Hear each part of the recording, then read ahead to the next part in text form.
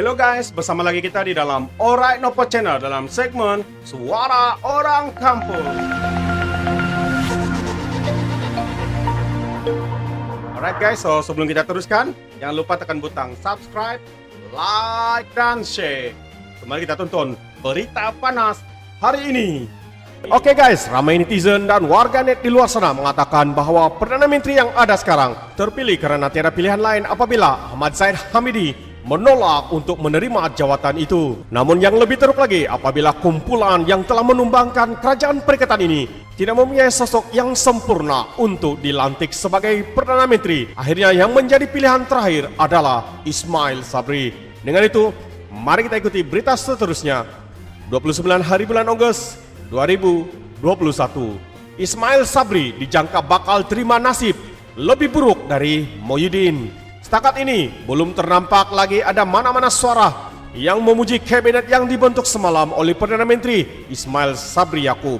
Rata-rata melontarkan kritikan dan kecaman yang menampakkan ketidakyakinan dan rasa kecewa karena tiada pembaharuan yang ditampilkan dalam susunan kabinet itu. Sementara UMNO dan Najib Razak sendiri dilihat agak berhati-hati dalam memberi reaksi. Mereka yang biasa mengampu Perdana Menteri pun nampaknya takut mengeluarkan suara puji-pujian. Di dunia nyata dan alam maya semuanya syarat dengan kritikan daripada berbagai aspek yang menggambarkan Ismail Sabri sebenarnya adalah Perdana Menteri yang paling buruk buat negara. Kalau dulu disangkakan Muhyiddin Yassin yang paling teruk, kini rupa-rupanya Ismail Sabri jauh lebih memperlihatkan ketidakmampuan dan tiada wibawa dalam dirinya.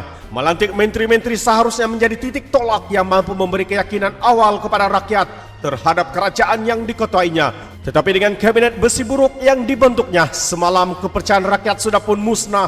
Sebaik mahu mula berlari di garisan permulaan lagi. Bukan saja dengan menteri-menteri lama yang dikekalkan posisi atau ditukar jawatan yang tidak memberi apa-apa harapan buat rakyat.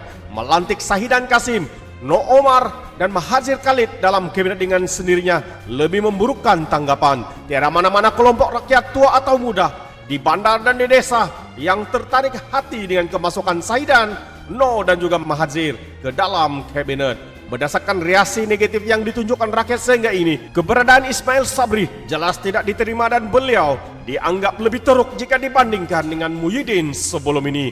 Setidak-tidaknya ketika Muhyiddin membentuk kabinetnya dulu, ada juga yang memuji beberapa aspek perlantikannya, antaranya dalam mewujudkan jawatan Menteri Kanan yang dilihat sebagai suatu pembaharuan. Hanya beberapa bulan kemudian, itu pun banyak disebabkan pendekatan, sikap, kelemahan dan ego Muhyiddin sendiri.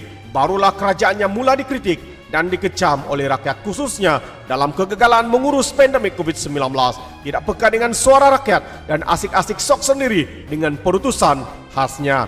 Malang bagi Ismail Sabri, susulan kabinet yang seharusnya merupakan langkah awal untuk beliau meraih kepercayaan. Kalaupun tidak puji-pujian, tetapi ia langsung tidak berlaku demikian atau seperti yang mungkin beliau sendiri harapkan. Menteri yang dilantik langsung tidak diterima dengan baik dan Ismail Sabri dianggap membentuk kerajaan yang sama sekali tiada harapan untuk rakyat meletakkan apa-apa sandaran atau kepercayaan kepadanya.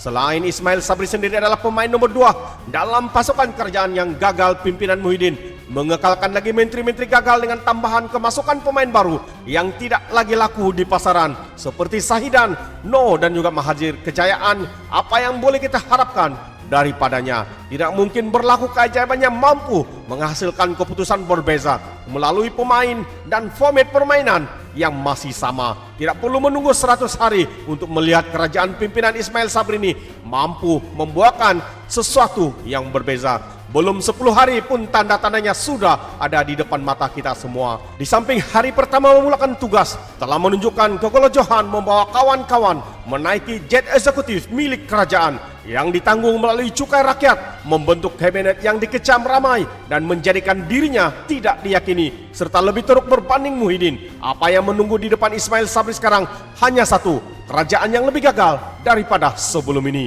Ismail Sabri adalah seperti seorang suami yang tidak dipercaya istri dan keluarga mentua sejak hari pertama perkawinan. Bolehkah rumah tangga bertahan lama? Jadi saudara dan saudari, pikirkan. Dan sekali lagi, terima kasih kerana mendengar dan menonton video ini. Jadi sebelum saya mengundurkan diri, peribahasa mengatakan, Songkuro ido bosing tumampas, pompus ompusan aratu sidana. Sekian, bye-bye.